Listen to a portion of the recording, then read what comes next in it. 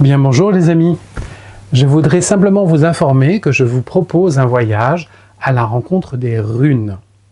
Runen en allemand, cela veut dire murmurer. Il faut que vous puissiez presque vous représenter ce murmure comme le souffle de l'esprit. L'esprit qui peut souffler sur notre conscience, nous ouvrir et nous montrer l'incroyable richesse qu'il y a dans le monde invisible. Cet alphabet que représentent les runes, cet alphabet est un alphabet sacré, qui étaient comme des étapes évolutives pour les chamans. Pour devenir chaman, il y a des initiations. Il y a 24 initiations, comme il y a 24 runen, c'est-à-dire 24 lettres. Chaque lettre est un monde à part entière. Chaque lettre est une prise de conscience, quelque chose qui vient nous enseigner sur notre nature profonde et nous invite à nous métamorphoser. 24 grandes initiations. Et donc, dans ce voyage, dans ce stage, je voudrais vous initier à ces 24 lettres sacrées, et puis, pas seulement de la sagesse, mais aussi de la pratique.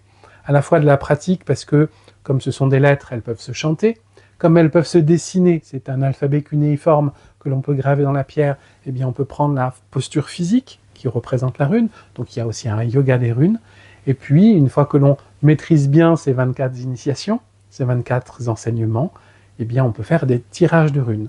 Et donc dans ce stage, nous allons aussi apprendre à utiliser les runen pour interroger. Et ce que j'aime dans cette tradition-là, c'est que on ne fait pas un tirage de runes pour savoir quel est le futur.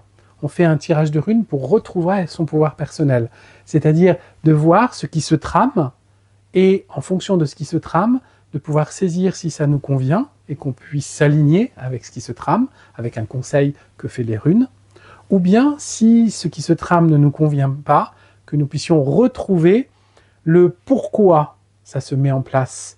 Et une fois qu'on a compris pourquoi, peut-être de changer de direction. Et donc c'est une sorte de guidance à travers les sagesses chamaniques.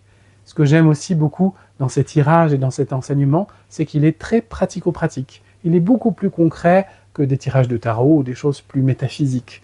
On est dans une sagesse du vivant, une sagesse de la terre. Et donc je vous invite, en plein cœur de l'été, vous pouvez retrouver les informations ci-dessous, mais je vous invite au cœur de l'été à prendre le temps de se reconnecter à votre corps, avec la sagesse de votre incarnation, et puis avec le monde invisible qui est toujours accompagnant dans ce monde du vivant. Bel été à vous!